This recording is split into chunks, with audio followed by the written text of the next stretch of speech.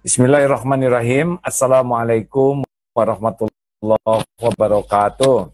Waalaikumsalam warahmatullahi wabarakatuh. Alhamdulillahirabbil alamin alladzi khalaqal mauta wal hayata liyabluwakum ayyukum ahsanu amala wa huwal azizul ghafur.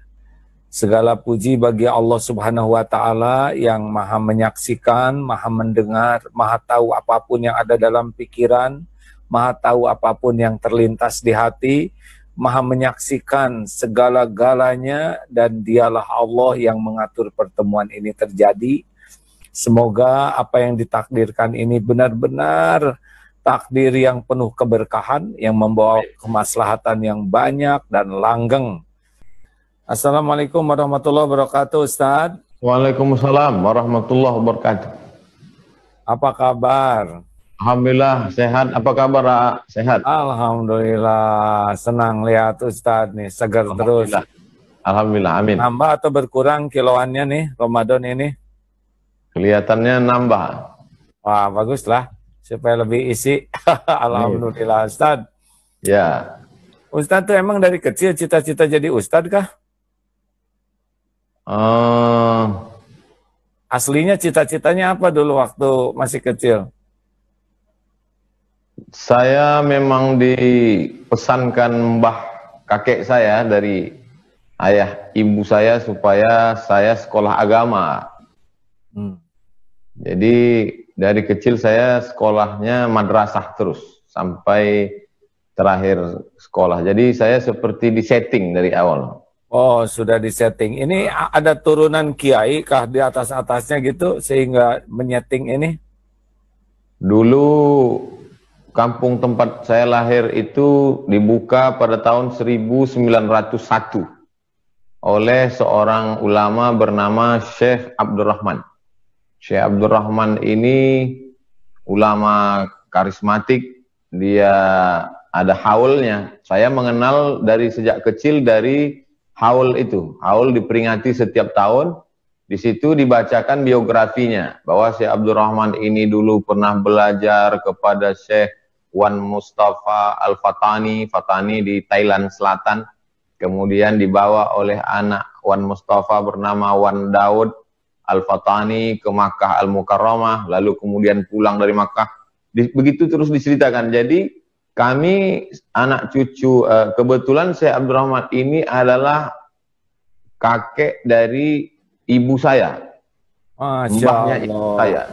Jadi mereka selalu bercerita kami mungkin tidak ingin seperti dia ulama besar, tapi paling tidak semangat belajarnya, sehingga dari kecil kami ingin belajar seperti beliau, bisa ke Thailand. Waktu itu Thailand masih sebagai pusat pendidikan agama Islam, karena banyaknya ulama Patani, dan kami di Sumatera lebih dekat ke Thailand daripada ke Jawa, lebih dekat ke Melayu, Semenanjung Melayu. Jadi mungkin itu yang mempengaruhi pikiran dari kecil. Wallahu a'lam. Oh, Masya Allah ya. Kalau saya anak tentara, Ustaz. Jadi kepikiran tuh jadi tentara terus ya. Latihan baris berbaris. Ya, makanya Ustaz jangan heran kalau lihat saya seperti ini ya. Jauh beda dengan Ustaz yang asli ini ulamanya ya. Terus kalau waktu kecil gimana Ustaz? Emang udah soleh dari kecil gitu atau gimana? Atau ada juga anak-anak seperti anak-anak lainnya, hobi dan sebagainya? Orang tua saya mungkin mereka berbagi tugas. Ayah sibuk mencari nafkah, kemudian pendidikan saya lebih banyak dibentuk oleh ibu, emak, saya panggil emak. Pertama saya dibawa mendaftar sekolah ke SD, tapi kemudian saya masih ingat kepala sekolah nyuruh saya memegang telinga, dia suruh saya. Ya, karena belum sampai, nggak boleh masuk SD katanya. Nanti kalau dipaksakan, nanti jadi bodoh, otaknya nggak mampu. Tapi karena saya ngotot mau sekolah juga, akhirnya saya didaftarkan ke madrasah. Maka saya tidak sekolah SD, sekolah di madrasah. Kemudian kami menyebutnya di kampung sekolah Arab, karena pakai tulis huruf Arab Melayu. Lalu kemudian disitulah saya terus belajar. Cuman muncul masalah, setelah kelas 3, saya tidak bisa tulis Latin, karena semuanya pakai huruf Arab Melayu. Kami suruh Arab Jawi. Lalu kemudian di situ saya pindah ke SD, tapi SD-nya juga yang semi madrasah. Namanya SD Al-Wasliyah. Al-Wasliyah adalah sebuah ormas di Sumatera, seperti ritual amaliyahnya seperti NU, Nahdlatul Ulama. Lalu kemudian sama seperti anak-anak lain, sekolah, kemudian sore tetap naik sepeda, mandi ke sungai, kemudian nangkap ikan, kalau musim durian di pondok durian, ya, sama seperti anak-anak. Dan pernah suatu ketika saya mandi di sungai, ketika jam orang sore pulang dari sawah, banyak orang pulang dari sawah, salah seorang dari yang pulang dari sawah itu memegang kening saya. Dia pegang kening saya, dia bilang, nanti kamu pergi ke Makkah, kata dia. Lalu saya pulang ke rumah, saya cerita ke orang tua saya. Tadi ada orang bilang saya nanti pergi ke Makkah. Orang tua saya senyum-senyum aja. Mungkin itu mainan anak kecil. Tapi itu jadi motivasi buat saya. Saya ingin ke Makkah. Lalu kemudian ketika adik sepupu ibu saya, makcik saya, namanya Hajjah Habibah. Dia pergi ke Makkah, berangkat haji. Saat mereka ramai-ramai melepas dia pergi ke Makkah itu, malam itu saya mimpi. Saya mimpi seolah-olah saya sampai di Makkah, tapi saya tidak bisa bicara dengan orang di Makkah. Saya nggak bisa ngomong. Paginya saya berpikir, gimana nanti kalau saya sampai ke Makkah, saya nggak bisa bicara. Jadi dari kecil ada obsesi untuk sampai ke Makkah. Selebihnya permainan sama seperti anak-anak kecil lain. Oh, mungkin hikmahnya sekarang Ustadz tiap ketemu anak kecil, pegang keningnya, doakan supaya nih kamu insya Allah nanti ke Mekah. Karena takdir itu kan Allah juga yang menakdirkan ada yang megang kening itu. Itu bisa jadi satu amalan Ustadz tuh. Tiap ketemu anak, pegang kening, insya Allah kamu ke Mekah, nak. Kan Ustadz juga dapat itu, kan tidak ada kejadian sia-sia. Nah, insya Allah nanti saya amalkan supaya jadi motivasi pula buat generasi akan datang. Terima kasih. Ya kan, tidak ada kejadian baik kecuali dari Allah, ya kan? Masya Allah. Oh itu, emak gimana emak dulu? Apa yang paling Ustadz dapatkan dari motivasi dari orang tua, khususnya emak yang kelihatannya kan intensif sekali ya? Beliau sangat mementingkan pendidikan. Walaupun beliau bukan pendidik, beliau ibu rumah tangga biasa. Tapi pendidikan saya amat sangat beliau pentingkan. Memasukkan ke sekolah. Kemudian pada saat hari libur semester, libur semester atau libur itu saya disuruh pulang ke kampung untuk mengaji membaca Quran kepada paman beliau. Paman beliau, adik emak beliau namanya Syekh Muhammad Ali. Syekh Muhammad Ali ini anak kandung dari Syekh Abdurrahman. Waktu itu beliau sudah tua sekali, lebih 70 tahun. Jadi saya datang disuruh baca Quran, kata mak saya bukan belajar baca Quran hanya untuk ngambil berkah aja. Kau ngaji dengan dia, cium tangannya, ngambil berkah aja. Jadi saya waktu itu nggak ngerti ya pengambil berkah, karena disuruh ya tetap ngaji. Kemudian saya khatam baca Quran dengan emak. Jadi saya baca dari awal sampai akhir itu dengan emak. Baru setelah itu emak menyerahkan saya ke guru. Ketika saya kelas 3 SD, beliau menyerahkan saya ke seorang ustadz di pesantren. Ustadz itu waktu itu sangat terkenal. Dia juara musabaqah tilawatil Quran tahfiz di Makkah Al-Mukarramah. Lalu mak membawa saya ke ustadz itu, mengenalkan saya supaya saya mengaji dengan beliau. Lalu kemudian emak selalu melihat siapa di daerah itu yang sekolahnya paling tinggi. Awal-awalnya setiap pagi duduk di depan rumah, ada anak muda yang sering lewat depan rumah, namanya Bang Ayub. Kata mak saya, kamu mesti seperti Ayub. Lihat tuh, Ayub sekolah pesantren, nanti kamu udah besar pesantren. Kemudian setelah lebih tinggi lagi, adik sepupu mak saya namanya Dr. Andos Haji Mansur Ali. Kata mak saya, kamu mesti seperti Mansur. Kamu mesti doktorandus. Jadi dia selalu motivasi saya.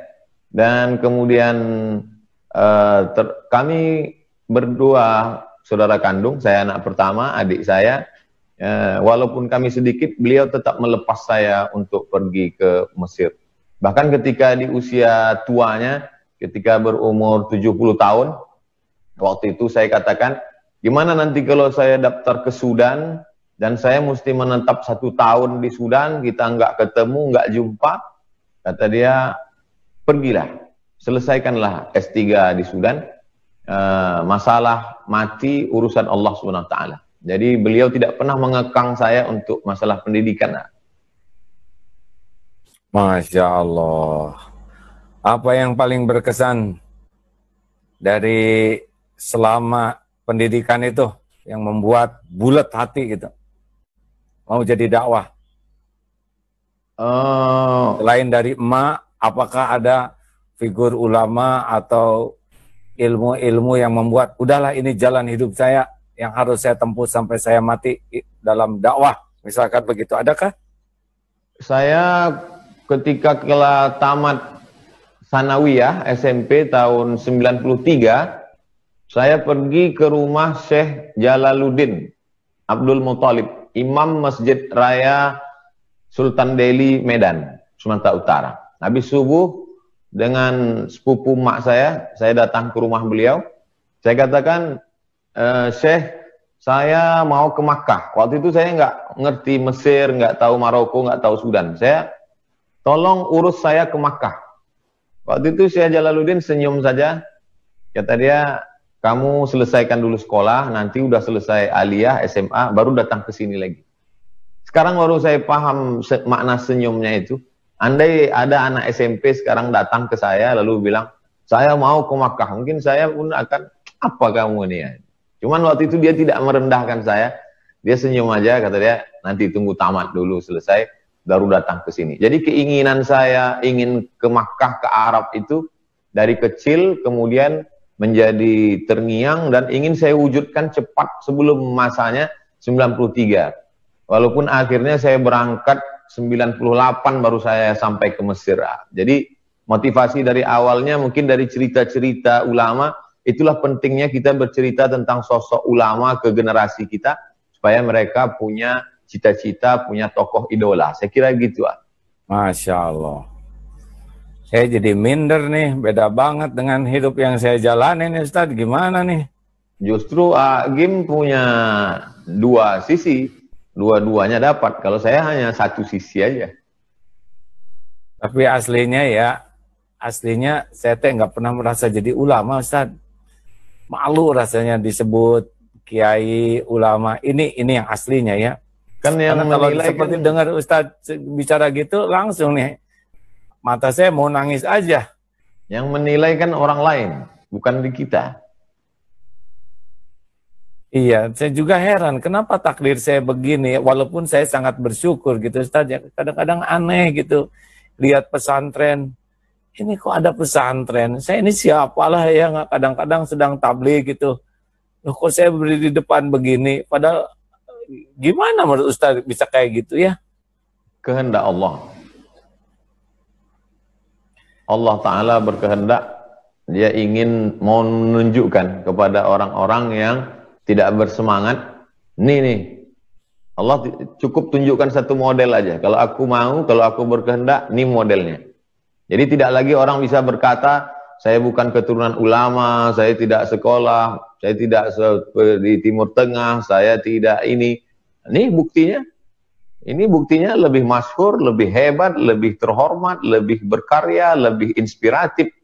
Cara Allah SWT untuk menjelaskan kepada umatnya. Saya pikir ada hikmah besar di balik semua itu. Oh gitu ya, waktu saya datang ke guru saya, Kiai Haji Khair Afandi di Manunjaya, ya beliau berkata sesuatu gitu, lalu saya nanya, tapi kan saya bukan seperti para ustadz kiai yang lain, ya saya banyak sekali kekurangan. Apa jawaban beliau? Begini, sengaja katanya Allah memberikan banyak kekurangan supaya kamu nggak punya peluang untuk ujub, takabur.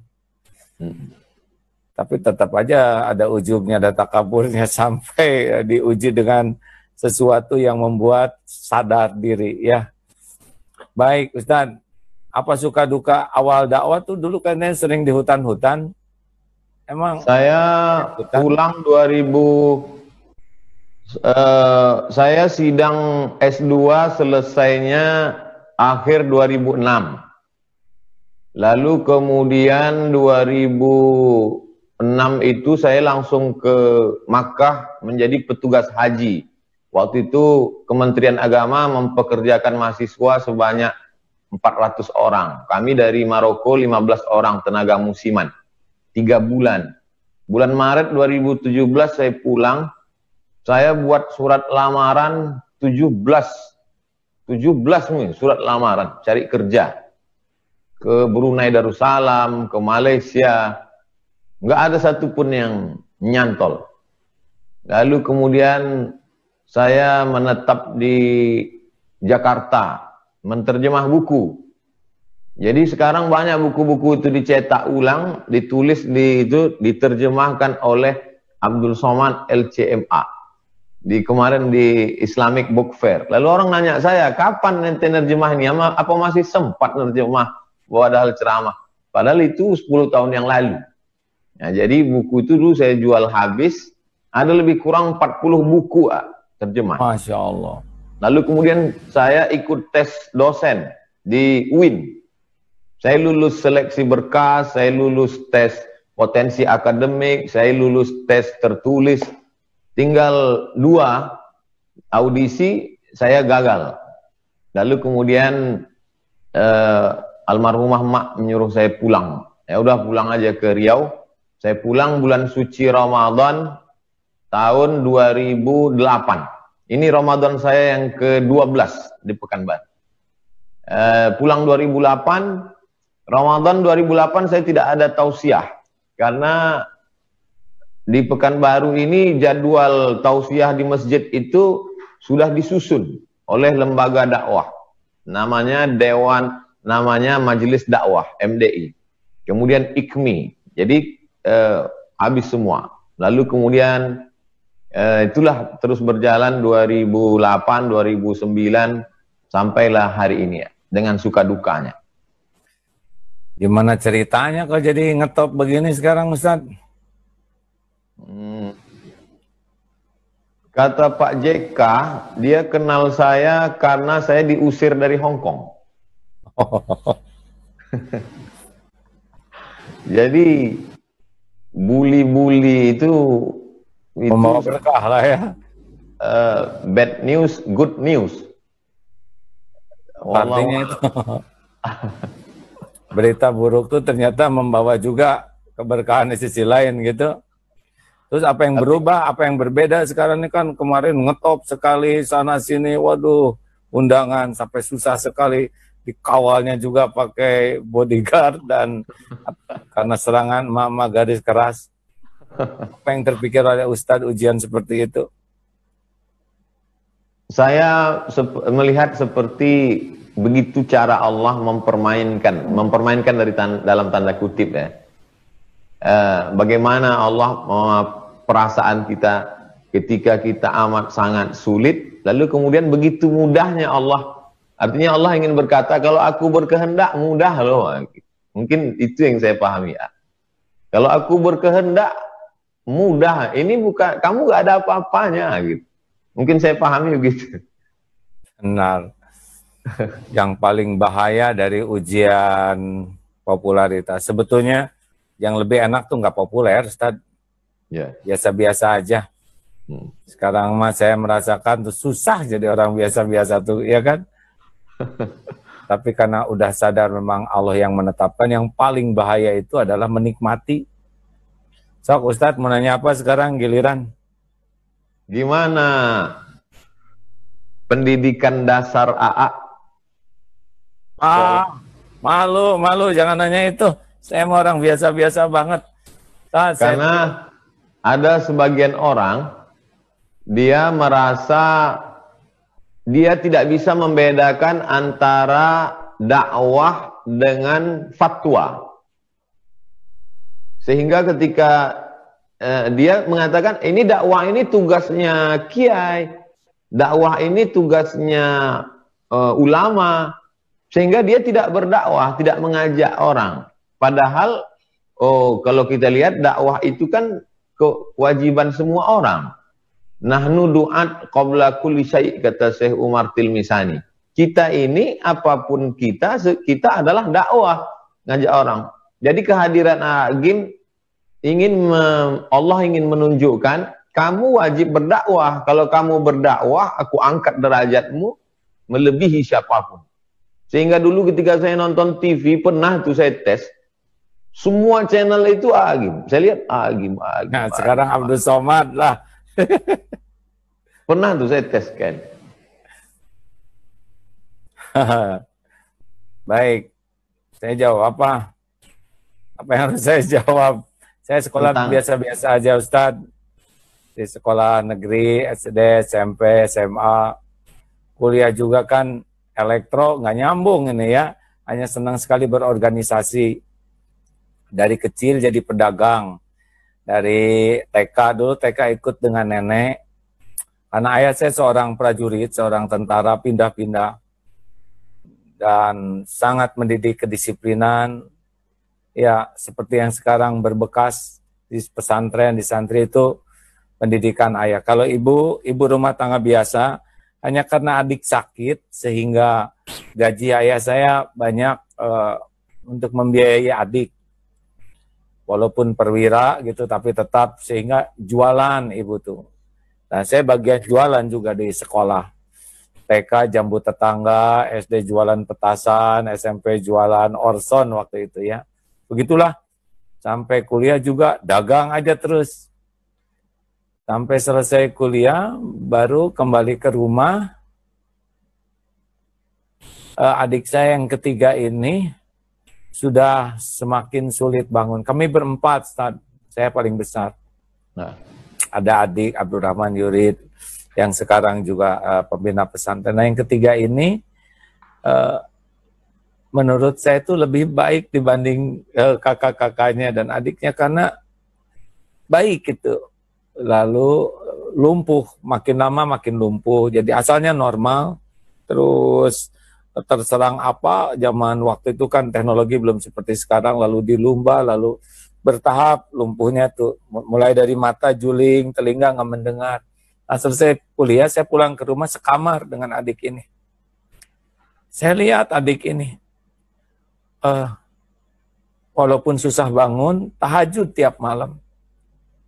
Kemudian walaupun sudah lumpuh, tidak bisa berjalan, digendong ke masjid. Tetap sholat berjamaah di masjid, walaupun digendong. Dan di masjid pun berbaring seperti mayat saja gitu, dibaringkan begini.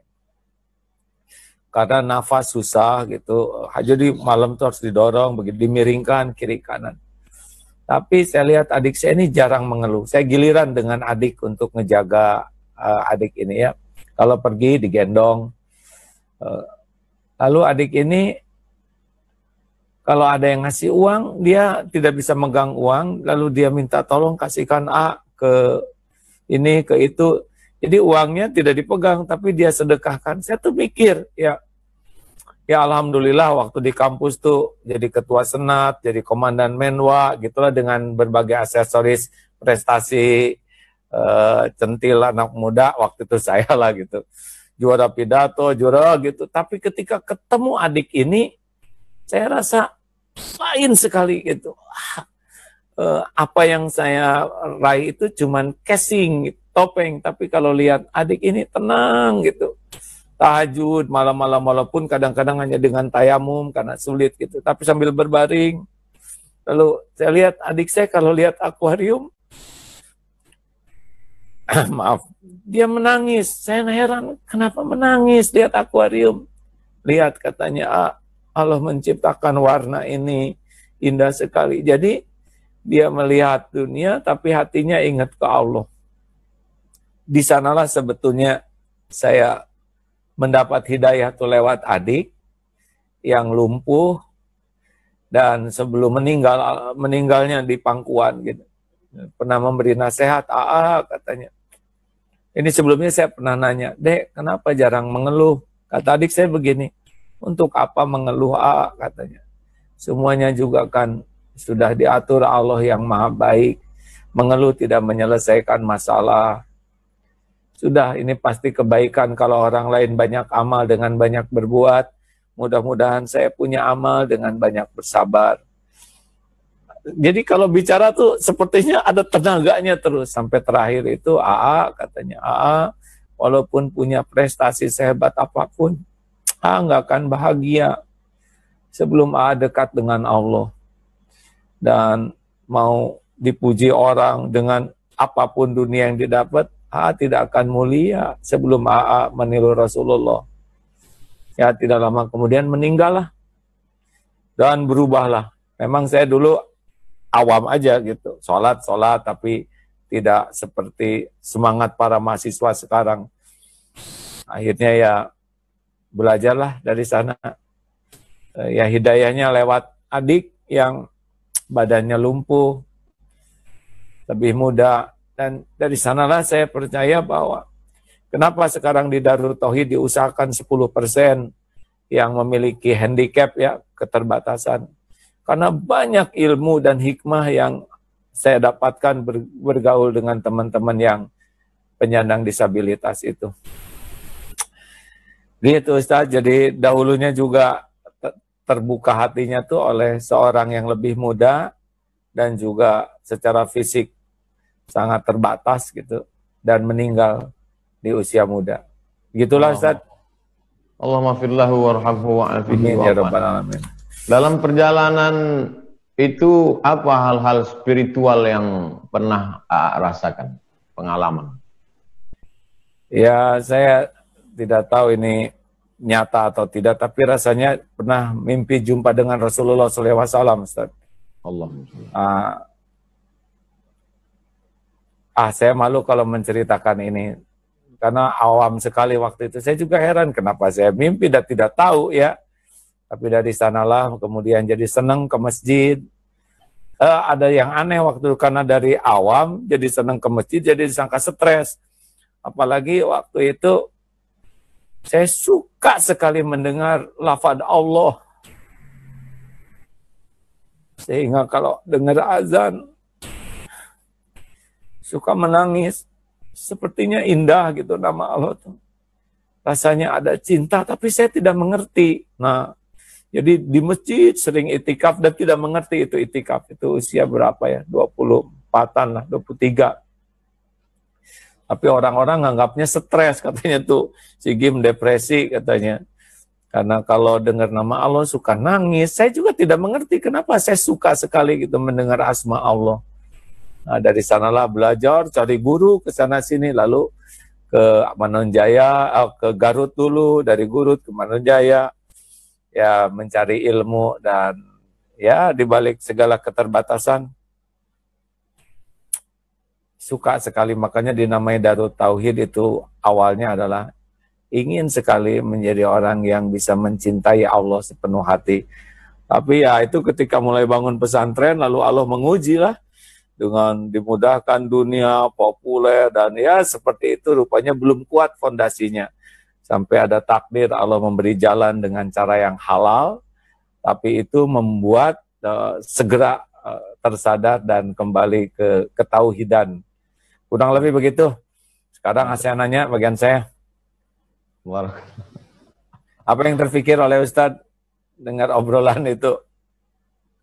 Saya ingin orang punya informasi yang utuh tentang perjalanan hidup Pak Agim, sehingga bisa dia jadikan sebagai rel, acuan. Bahwa dia tidak mesti berasal dari pendidikan agama, tapi juga dia bisa menyuarakan agama. Karena banyak orang melimpahkan tugas ini, itu bukan kerjaan saya. Padahal dalam Islam tidak ada yang namanya holy man. Kewajiban berdakwah adalah kewajiban siapapun. Kemudian bagaimana bahwa yang lebih menguatkan power itu adalah spiritual dari dalam. Bukan casing, ijazah, apa segala macam. Itu hanya pernak-pernik dari luar saja. Tapi ada kekuatan yang luar biasa. Itu yang mesti ditumbuhkan ke generasi ini. Lebih banyak tersebar ke anak-anak muda. Saya pikir sampai hari ini Agim masih jadi inspirasi anak muda, insya Allah. Amin ya. Aki-aki sekarang Ustadz. Ya, saya tidak bisa pungkiri, ayah saya seorang pemuda desa dari Cimaragas di Banjarsari, kemudian ngekos di Bandung sambil kuliah, kemudian nikah sama anak ibu kosnya itu jadi ibu saya ya. Lalu jadi awalnya guru ayah saya tuh, jadi saya anak guru nih tahun 62 tuh sebelum jadi tentara ya. Sesudah anak guru lalu ayah saya jadi tentara dan mulailah di pendidikan lebih ke kedisiplinan dari mulai cara nutup pintu dan sebagainya. Dan alhamdulillah ya, kalau kita sekarang dianggap sukses oleh sebagian orang, maka yang sesungguhnya sukses adalah orang tua dan guru-guru kita.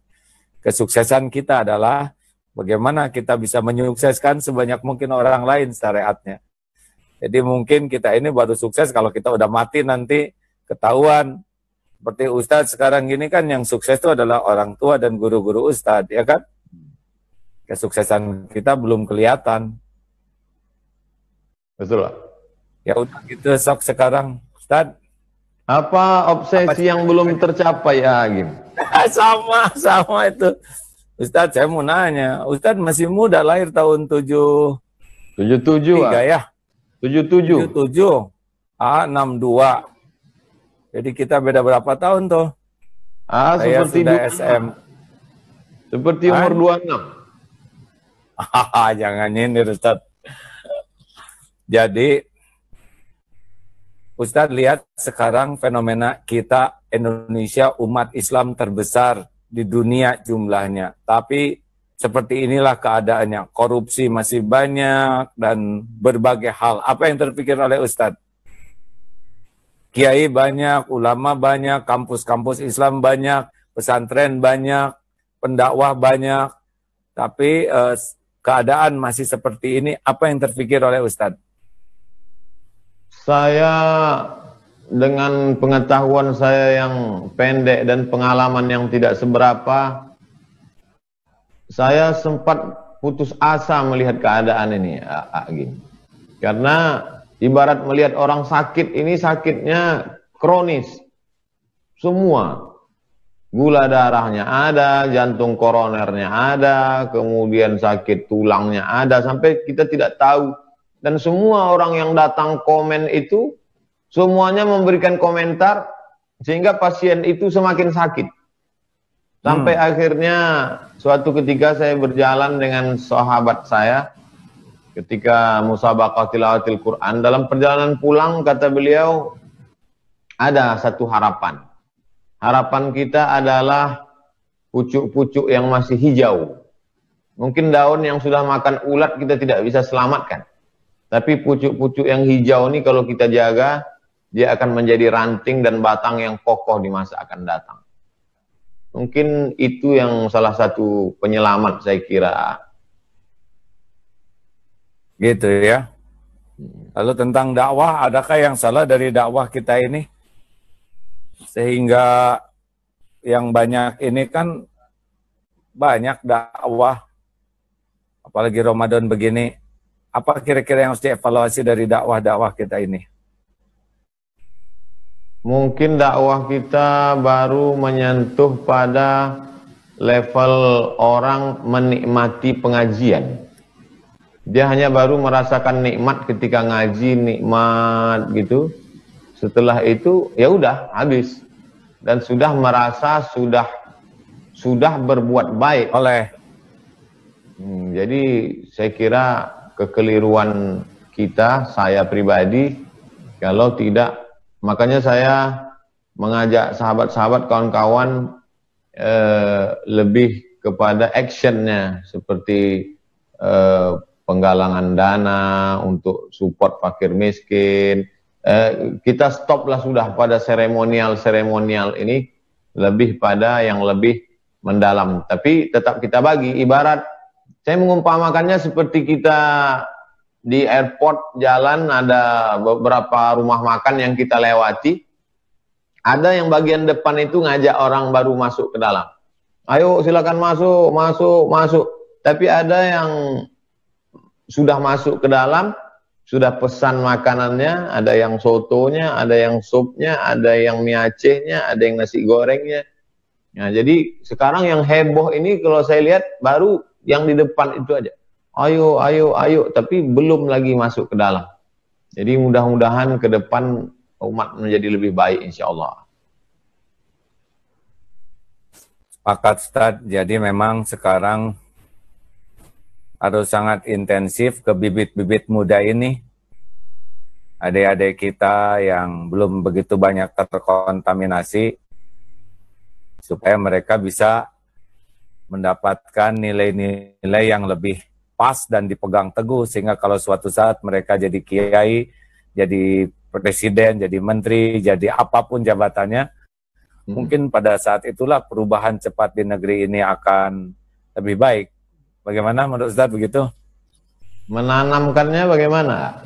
Cara menanamkannya ke dalam diri sehingga muncul sejuta AA Gim. Dan 10 juta Abdul Somad sebentar. Maaf. Tahan sebentar. Saya harus ganti ini sedikit.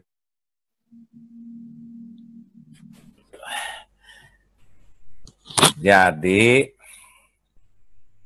ya kalau saya sih 3M Ustadz.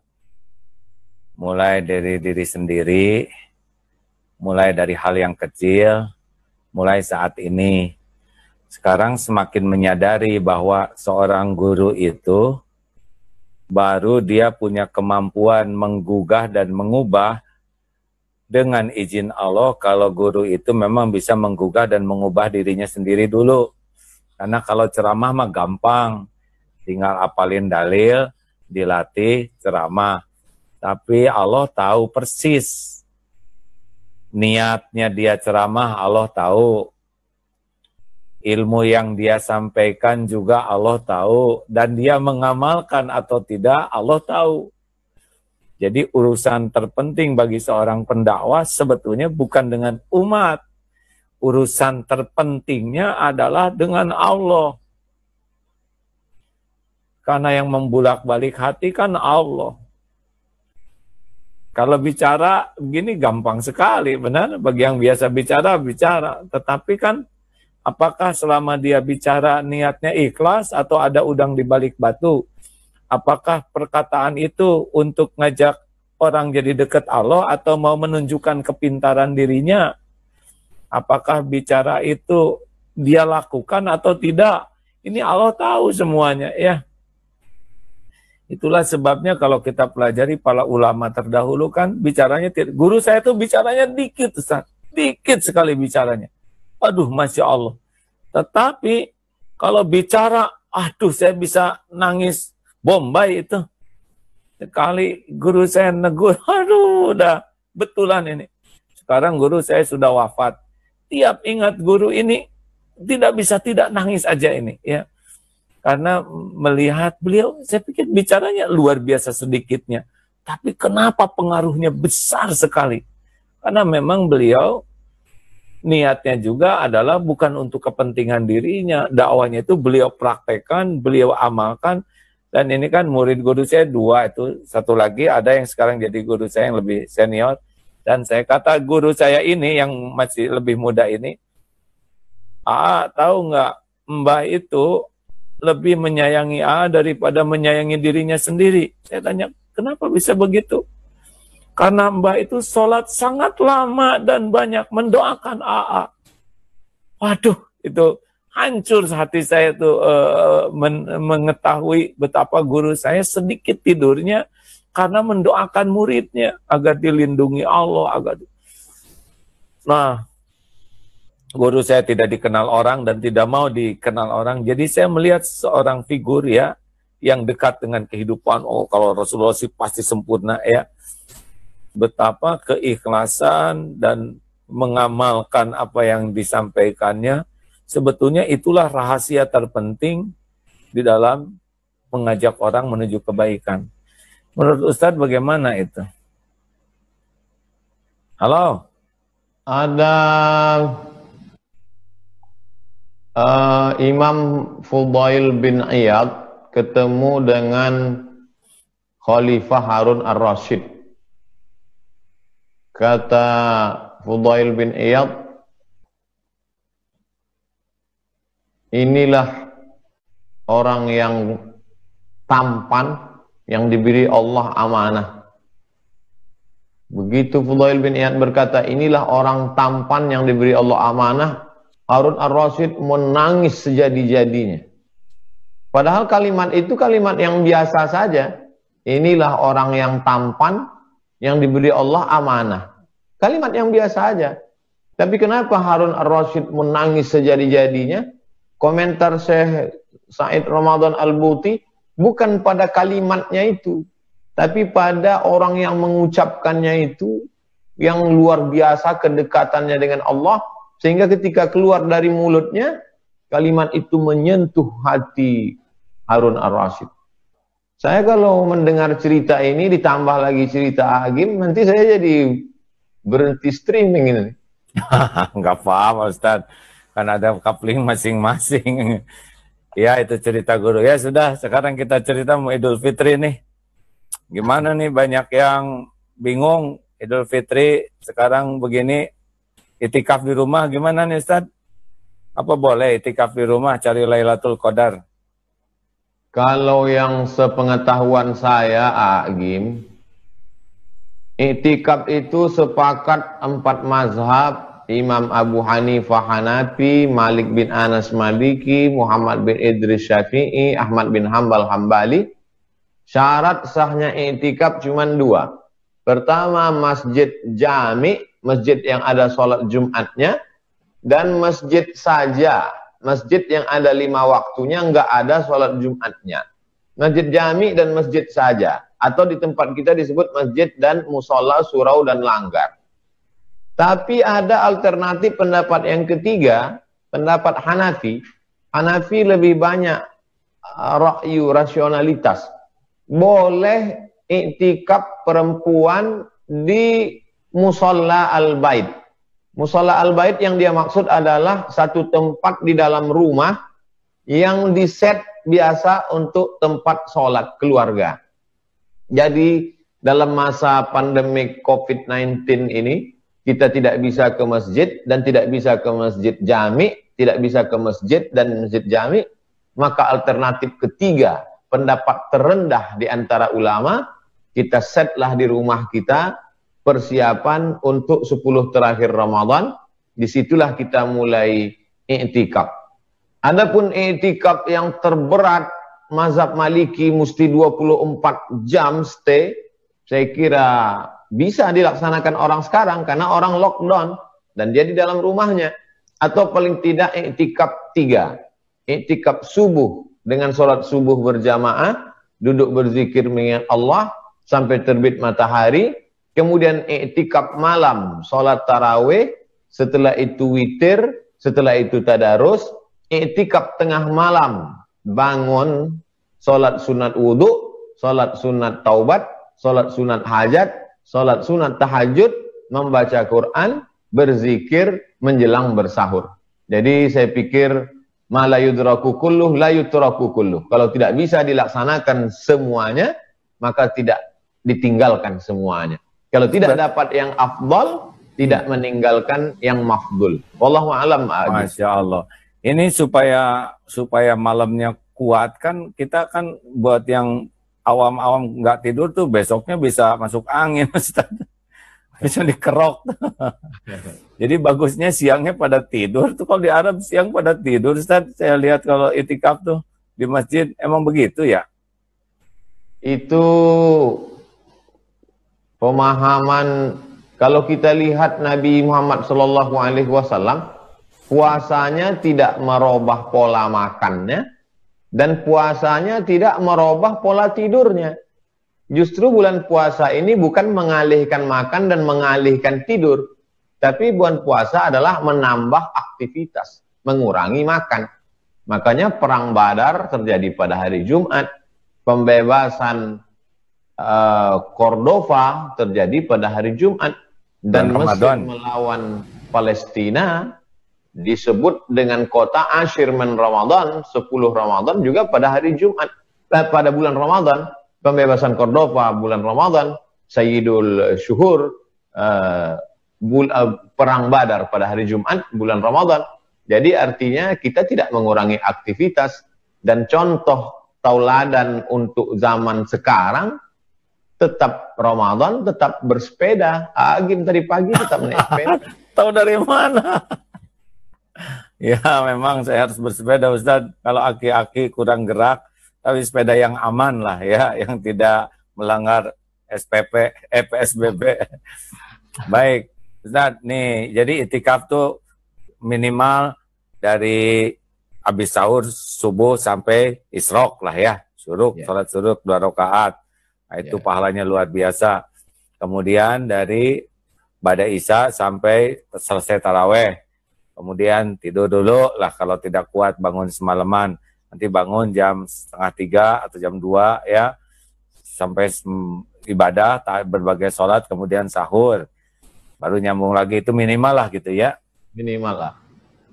Iktikaf minimalis. Yang maksimalis bagaimana? Maksimalis full lah. Seperti iktikaf Rasulullah SAW, sampai ketika Aisyah datang, nawilinil khumrah, tolonglah ulurkan kain wahai Aisyah. Dan Nabi Muhammad SAW ketika iktikaf itu, Nabi mengulurkan kepalanya, tapi badannya masih tetap di dalam. Kepalanya di celah jendela, lalu Aisyah menyisir rambutnya. Nah, lagunya ada tuh, Aisyah menyisir rambutnya. Lalu jadi Rasulullah full saja 10 hari itu di masjid ya? Full 10 hari sudah. Katanya pakai penutup kan Rasulullah tuh, sehingga tidak kelihatan oleh yang lain-lain. Pakai tabir kan? Pakai, kalau di Mesir itu kita masuk, dia dibuat seperti kemah-kemah kecil. Seperti kubah, mereka sebut kubah itu artinya kemah-kemah kecil. Sehingga tertutup, tidak dilihat orang lain. Kalau kita mampu seperti itu, tapi ini kan bukan rukun, bukan syarat, bukan wajib, sunatnya. Tapi andai tidak pun, kita tidak bicara idealis, tapi yang realistis. Insya Allah. Baik, nanti malam Lailatul Qadar gimana Ustaz? Kira-kira malam ganjil aja nih kita semangat ibadahnya, yang genapnya pulas gitu. Jadi yang saya pahami, Agim, hikmah di balik Lailatul Qadar itu bisa kita lihat dalam tafsir Ibnu Katsir. Kata Imam Abul Fida Ismail Ibnu Katsir dalam surat Al-Qadar, pembahasan Lailatul Qadar, dia ungkapkan banyak sekali pendapat ulama. Ada yang mengatakan malam pertama, malam ketiga, malam kelima, malam ketujuh, malam ke-9, malam ke-11, malam ke-13. Jadi banyak sekali pendapat, dan di ujung kesimpulan Imam Ar-Razi, Allah rahasiakan, tidak ada yang tahu siapa dapat sholat wusta. Allah rahasiakan, tidak ada yang tahu siapa dapat taubat nasuha. Allah rahasiakan, tidak ada yang tahu siapa dapat doa makbul hari Jumat. Allah rahasiakan, tidak ada yang tahu siapa dapat haji mabrur. Dan Allah rahasiakan, tidak ada yang tahu siapa dapat Lailatul Qadar, supaya kita senantiasa berharap ingin mendapatkannya. Jadi kalau saya lihat di situ, sebenarnya yang ingin diinginkan Allah dari kita adalah menghidupkan malam-malam ini, bukan main tebak-tebakan di wallahu a'lam. Masya Allah. Iya. Ada ciri-cirinya enggak yang udah dapat Lailatul Qadar, apa bercahaya gitu Ustaz? Banyak sekali kita lihat sahabat-sahabat kita bercerita tentang Lailatul Qadar atau sesuatu yang pengalaman spiritual lebih kepada fisik. Misalnya melihat pohon kayu tumbang, kemudian air-air empang jadi beku, kemudian turun malaikat. Tapi kalau kita lihat spirit beragama dari para ulama, dari hadis Nabi, sebenarnya yang diinginkan adalah adanya perubahan. Berapa banyak orang yang mengaku mengalami pengalaman spiritual, tidak ada yang berubah. Justru yang berubah adalah ceritanya, bukan amalnya.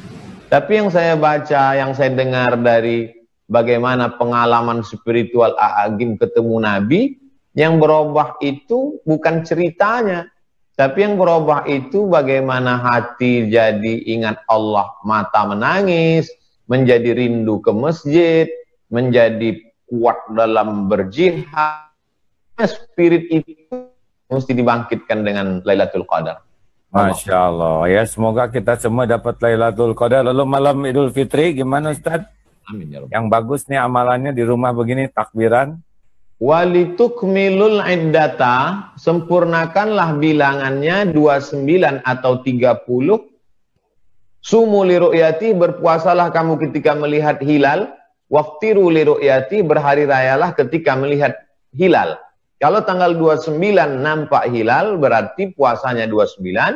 Fa in ghubbiya alaikum, kalau tertutup awan di tanggal 29 nggak kelihatan, fa atimmu, sempurnakan puasamu 30. Andai 30, maka pada tanggal 23 Mei, Sabtu sore 30, berarti malam Ahadnya kita walitukabbirullah. Setelah kamu sempurnakan bilangannya, walitukabbirullah, bertakbirlah. Hanya saja karena kita sudah rutinitas setiap tahun, yang kita pahami malam takbir itu adalah konvoi naik motor keliling kota. Sehingga karena sekarang kasus corona, sehingga kita tidak konvoi lagi, berarti tidak takbir lagi. Padahal dalam ayat itu walitukabbirullah, bertakbirlah, tidak mesti konvoi. Kita takbir di rumah kita masing-masing, dengan keluarga, dengan sahabat kalau ada, maka bertakbirlah dengan mengagungkan Allah SWT. Yang selama ini merasa sedih mengenang orang tua, itu sebetulnya kecil. Ada yang lebih besar, Allah. Yang selama ini sudah membesarkan dirinya, sudah merasa penghuni surga, sebetulnya engkau juga kecil. Yang besar itu adalah Allah.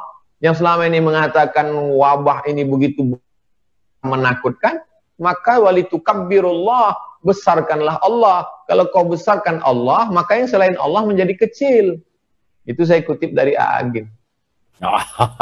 Jadi bagusnya malah udah jangan nyebut-nyebut saya aja Ustaz. Jadi takbiran tuh yang dicontohkan Rasulullah tuh bagaimana tuh malam takbiran tuh Ustaz? Kita bertakbir dalam setiap posisi, kondisi, tanpa melihat waktu. Terus dari mulai maghrib ya, dari mulai habis sholat maghrib Ustaz. Dari mulai dua pendapat. Pendapat yang pertama, begitu masuk malam. Karena hitungan satu Syawalnya itu adalah ketika tenggelam matahari sore Sabtu 30 Ramadan, terbit masuk malam, dihitung malamnya duluan. Disitulah kita mulai bertakbir, mengganggukan Allah. Biasanya kita dari setelah selesai sholat sampailah pagi, kemudian ketika khotib naik ke atas mimbar, selesailah masa bertakbir, mengagungkan. Jadi selesainya Allah pada waktu khatib naik mimbar ya. Nah masalahnya sekarang ini kan kayaknya Idul Fitrinya di rumah masing-masing. Gimana tuh Ustaz? Bagusnya kalau yang nggak pulang, yang nggak mudik, yang di kos-kosan di Bandung, di Jakarta, tinggal sendirian, sholat Id saja sendirian, nggak pakai khutbah. Yang dengan keluarga, maka laksanakan sholat Id berjamaah. Satu imam, minimal makmumnya 3. Jadi sholat Id, setelah sholat Id, lalu kemudian naik khotib, berdiri khotib, takbir 9, Allahu Akbar, Allahu Akbar, Allahu Akbar, Allahu Akbar, Allahu Akbar, Allahu Akbar, Allahu Akbar, Allahu Akbar, Allahu Akbar kabira, walhamdulillahi katsira, sampai habis. Kemudian rukun-rukunnya saja, Alhamdulillah. Kemudian selawat, Allahumma salli ala Sayyidina Muhammad wa ala ali Sayyidina Muhammad. Kemudian ayat, ya ayyuhalladzina amanu taqullah. Kalau nggak hafal, qul huwallahu ahad, Allahus samad. Setelah itu wasiat takwa, takutlah kamu kepada Allah.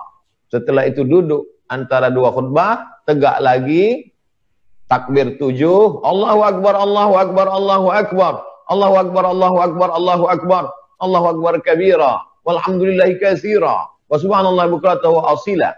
Habis itu rukun khutbah lagi, alhamdulillah, salawat, Allahumma salli ala sayyidina Muhammad wa ala ali sayyidina Muhammad.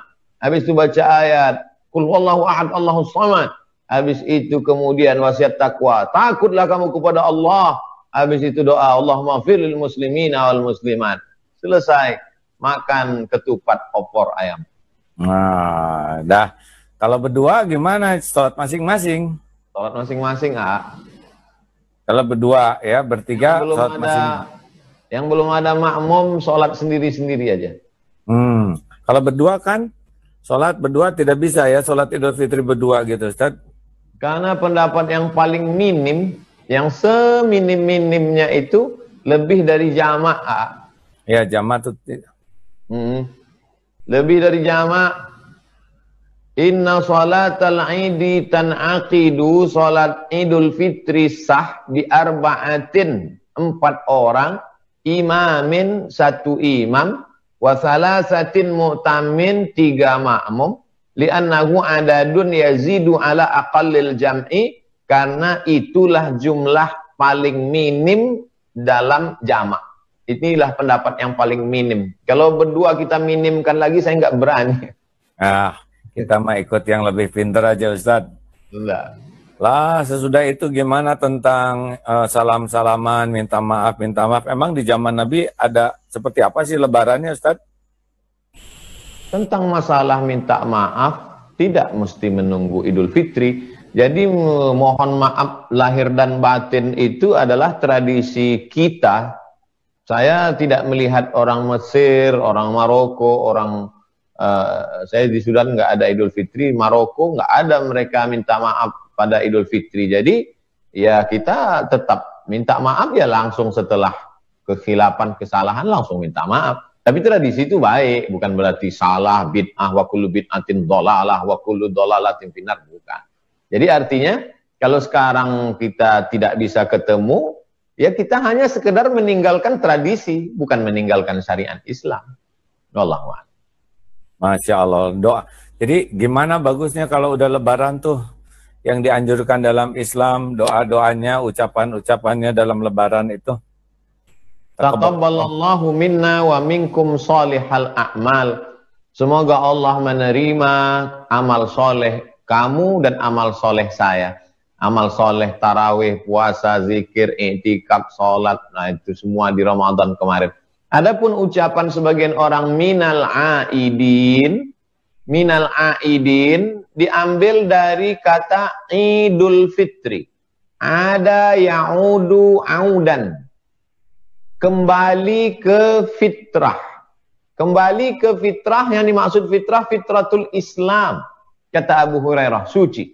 Bagi semoga kita kembali ke fitrah minal aidin. Kemudian wal faizin, semoga kita menang, diambil dari ayat innalil muttaqina mafaza. Sesungguhnya orang yang takwa itu mafaza. Mafaza menang. Orang yang menang faizin. Minal aidin wal faizin. Jadi ungkapan minal aidin wal faizin ini jangan dibid'ahkan. Nabi nggak ada buat. Itu diambil dari hadis dan dari ayat Al-Quran. Baik, doa. Kalau saya gabungkan saja. Minal aidin wal faizin. Taqabbalallahu minna wa minkum salihal a'mal. Mohon maaf, zahir dan batin. Jadi, kalau ada orang yang tidak mengatakan itu, kita tidak usah kotor hati. Kalaupun ada yang mengatakan itu, kita tidak usah kotor hati. Gitulah ya. Jangan intinya sampai jagalah hati, jangan kau nodai. Masya Allah. Ya, begitulah. Jadi kita semua mudah-mudahan memanfaatkan sisa waktu ini sebaik-baiknya, ya. Tidak terlalu mempermasalahkan kita di masjid atau tidak sesudah ada fatwa ulama dari ulama. Ya, begitu Ustaz ya. Amin. Alhamdulillah Ustaz, luar biasa hari ini banyak sekali ilmu hikmah yang Ustaz sampaikan. Jazakallah khair. Mungkin ada pesan-pesan terakhir sebelum kita berpisah ini di saat-saat akhir Ramadan ini. Apa yang memotivasi A'agim tidak berhenti beraktivitas? Setiap hari Zoom-nya setiap hari, lintas tokoh, lintas agama, lintas disiplin, lintas ilmu. Dengan politikus, dengan macam-macam orang. Apa motivasinya? Mau terkenal, Agim kan udah capek terkenal. Ustadz, saya sudah tua. Kalau Nabi kan 63 tahun usianya. Ya, kalau ada segitu tinggal dikit lagi lah. Saya pengen pulang selamat, pengen punya bekal, pengen bisa berjumpa dengan Allah.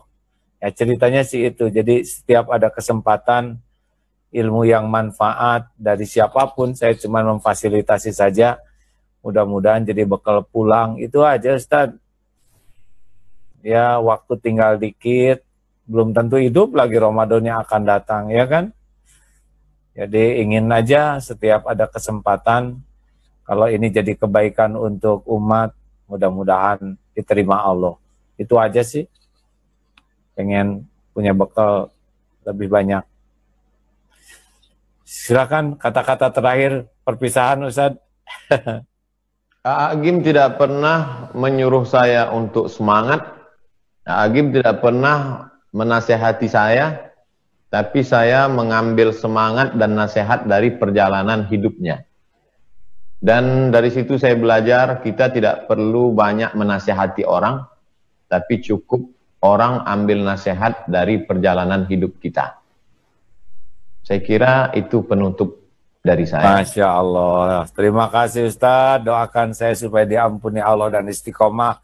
Dan Amin. semoga Ustaz juga diberi umur panjang, diberikan nikmatnya yakin ke Allah, nikmatnya cinta dan rindu kepada Allah, serta nikmatnya hidup berjuang bermanfaat bagi umat, bagi sebanyak-banyaknya makhluk Allah. Dan semoga Allah mengaruniakan qalbun salim, karenanya dengan qalbun salim bisa berjumpa dengan Allah. Dan semoga Allah lindungi dari apapun yang menghijab dari Allah, apapun yang menghijab dari umat. Amin ya Allah ya Rabbal Alamin. Jazakallah khair Ustaz, taqabbalallahu minna wa minkum. Masya Allah. Terima kasih pemirsa, terima kasih ini ya, doakan nih Ustaz dan A juga ya.